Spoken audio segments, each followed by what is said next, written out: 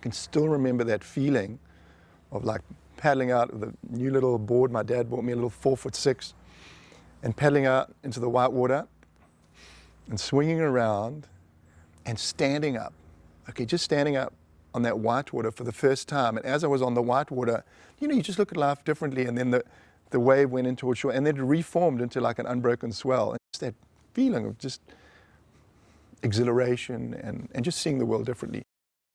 When I get an email from a kid and I'm going like, what's he going to write? And I read it, it's just so unbelievable. And you talk about inspiration, man. I'm drawing inspiration now from youth, from this hope that young people have for the future.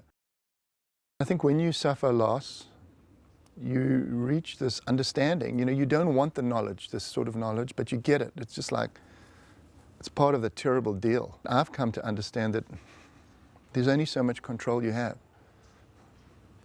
You know, no matter how good you are as an athlete, no matter how good you are as a person, man, bad stuff's going to happen to you. It's your attitude, I think, to that sort of pain and suffering and loss that really defines you as a person. I got an invitation to the Pipeline Masters. Suddenly, you know, his boy had won, you know, won maybe what's arguably the biggest contest in the world, and I was really young, I was 20. And for him, you know, my dad's dream of athletic greatness never came true. He had Olympic hopes, and then he had a really bad shark attack. And I'd never seen the contest coverage of that particular event. So they're filming as the results are being announced. I hear this, "You beauty!" My dad's voice. And that's what he used to say. He was like, loved sport. We used to go to rugby games all the time, and when someone like made a good tackle or scored a try, it was, "You beauty!" And I hear his voice, and it was like, it just transported me back to that special time when I enjoyed that moment with my dad. "You beauty!" It was so, man, it was special. It's too much smoke and mirrors in surf. You know, we're creating a lot of falsehood around something that is so beautiful and so pure and so special. Don't put up all this hype and crap around it. You know, when you're a pro, there's only one person that pays you. It's not your sponsor. It's not competition prize money.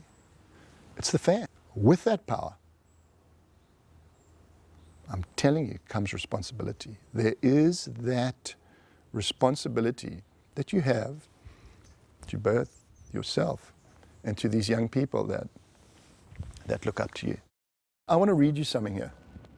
I'll make this life worth living. I will choose to be wise instead of naive.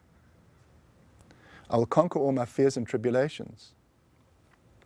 I'll take all the steps it takes to accomplish my dreams. I'll always think twice instead of just doing something. I will use the talents I was born with and turn them into something more inspirational. I'll be a leader to those who need guidance. I will wish for a better world and hope for a better tomorrow. I will open up my heart to everyone around me. I will show the world that I am not weak. I will be me, for who else would I be? It's just wonderful.